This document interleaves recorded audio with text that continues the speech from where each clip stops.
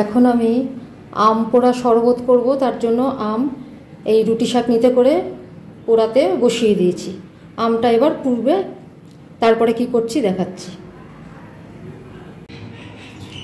আম আমি পুড়িয়ে নিয়েছি, আর এখানে চিনি নিয়েছি, চিনিটা আমি বেটে নেব, তারপরে দেখাচ্ছি।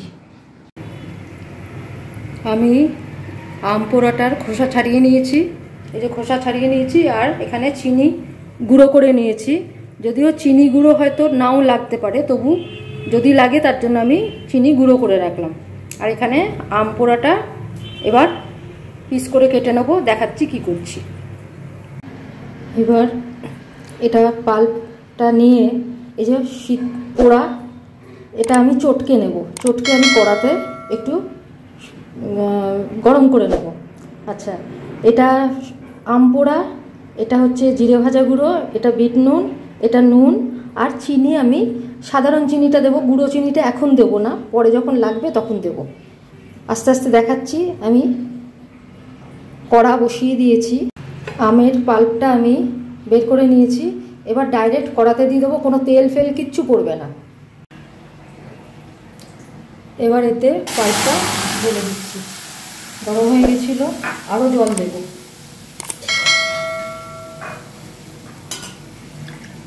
বাটি ধুয়ে আরও জল দেব। যেহেতু এটা আম, টক আম, কাঁচা আম, নিজেই ঠিকঠাক মতো থাকবে, মানে নষ্ট হবে না আর কি। আমি এটা সংরক্ষণ করব যাতে যে কোনো সময় এটা ব্যবহার করতে পারি। তো আঁচটা এবার দিয়ে দিলাম, এটা এবার সিদ্ধ করে নেব। এক এক করে এর মধ্যে দিয়ে দেবো। এবার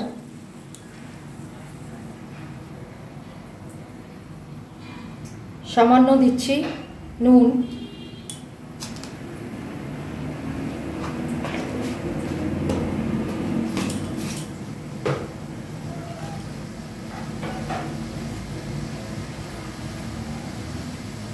তার সাথে সামান্য দিচ্ছি বিট নুন।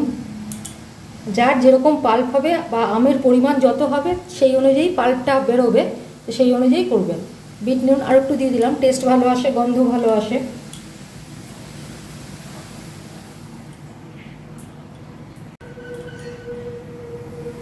দিয়ে দিচ্ছি, তো বেশি জোরে আঁচ দেবো না, আঁচ কমিয়ে দেবো, তাতে পাল্পে যেগুলো সিদ্ধ হয়নি ঠিক মতো, পোড়াতেও তো সিদ্ধ হয়।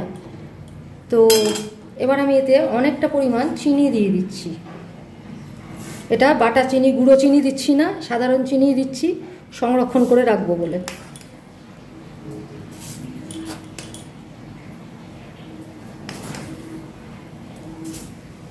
4, 5, 6 এই থাক। বাকিটা এটা যেহেতু কমে যাবে, সেই জন্য এতে আর চিনি দিলাম না। চিনি দেওয়ার জন্য কিন্তু এটা আরও জল বেরোবে আর কি, চিনি গলে তো জল হয়ে যায়, তো সেরকমটা হবে। এটা হতে থাকুক, হতে থাকুক। যখন শেষ হয়ে যাবে, নামাবার আগে আমি কী কী দেবো দেখাবো। আমার এটা হয়ে গেছে, গ্যাস বন্ধ করে দিয়েছি। এবার এতে দিয়ে দিচ্ছি আমি একটু জিরে ভাজা গুঁড়ো। এতে অনেকটা পরিমাণ জিরে ভাজা গুঁড়ো দিয়ে দিলাম। এইভাবে আমি এটা রেখে দেবো, পরে আমি শরবত করে দেখাচ্ছি। এইভাবে এটা প্রিজার্ভ করে রেখে দেবো, ঠান্ডা হয়ে যাক, ফ্রিজে এটা রাখা যাবে। ইচ্ছা হলে পুদিনা দিয়েও সার্ভ করা যায়, ভালো লাগবে।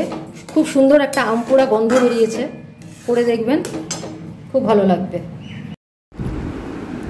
আমার আম পোড়া পাল্প রেডি। আমার এটা জমে গেছে, আম পোড়া পাল্পটা জমে গেছে। এবার এর থেকে আমি কিছুটা নিয়ে নিচ্ছি, এই যে এরকমভাবে কিছুটা নিয়ে নিচ্ছি, এতে গ্লাসে নিয়ে নিচ্ছি। এবার এতে দিয়ে দেবো চিনি গুঁড়ো, গুঁড়ো চিনিটা এতে লাগবে। এবার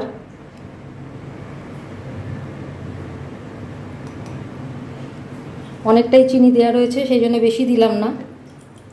আর এখন এতে দিচ্ছি একটু গোলমরিচ গুঁড়ো।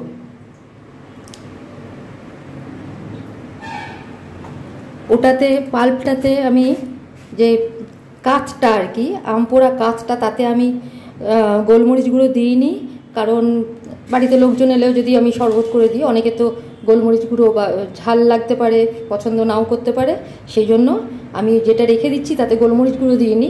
কিন্তু যখন যে যেভাবে পছন্দ করবে সেইভাবে করে দেবো। এবার এটাতে আমি শরবত বানিয়ে নিচ্ছি।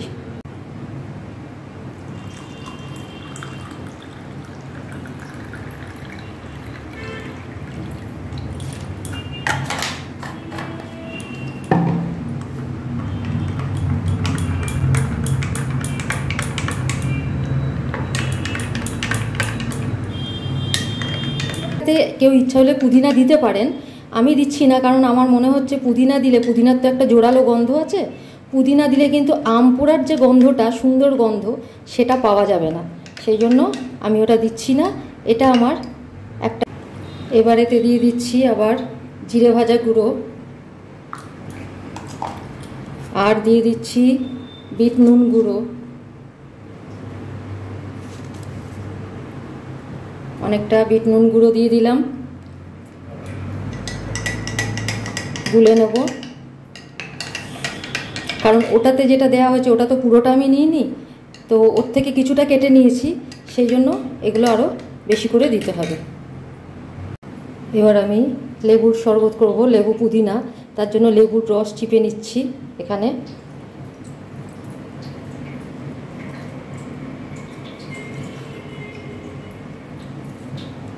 অনেকটাই লেবুর রস আছে এটা। এবার এতেও আমি এক এক করে দিয়ে দেবো নুন, চিনি, বিট নুন, সমস্ত কিছু, জিরে ভাজা গুঁড়ো, সুন্দর রস বেরিয়েছে। এবার এতে একে একে দিয়ে দিচ্ছি চিনি গুঁড়ো। চিনি গুঁড়ো এখানে অনেকটাই লাগবে, অনেকটাই দিলাম চিনি গুঁড়ো। তারপরে একটু চিনি গুঁড়োর পরে দিয়ে দিচ্ছি একটু নুন, দেব একটু বিট নুন, বিট নুন দিয়ে দিলাম একটু, আর একটু দেবো বিট নুন, দিয়ে দেবো একটু জিরে ভাজা গুঁড়ো, দিয়ে দেবো একটু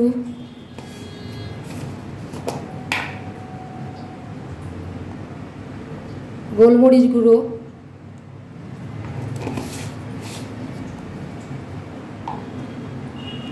এবার এতে আমি দিয়ে দেবো জল,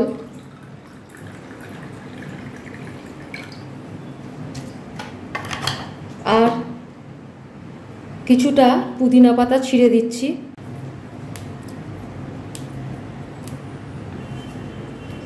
টুকরো করে ছিঁড়ে দিচ্ছি এর মধ্যে। ইচ্ছা হলে পুদিনা পাতা আমি শুকিয়ে রেখেছি, সেটাও দেয়া যায়।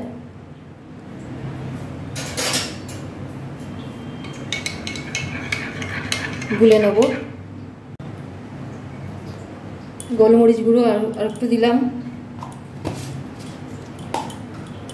পুদিনা দেওয়ার জন্য গন্ধটা খুব সুন্দর হবে।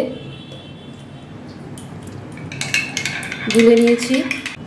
দিয়ে দিচ্ছি একটু চাট মশলা, সামান্য একটু চাট মশলা,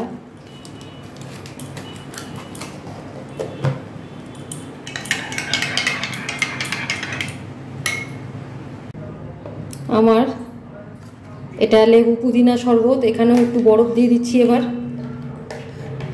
বরফ কুচি দিয়ে দিলাম। এখানেও আম পোড়া শরবত, এতেও বরফ কুচি দিয়ে দিলাম, এই দুটো দিয়ে দিলাম। এবার আমার লেবু পুদিনা শরবত আর আম পোড়া শরবত রেডি টু সার্ভ, কমপ্লিট।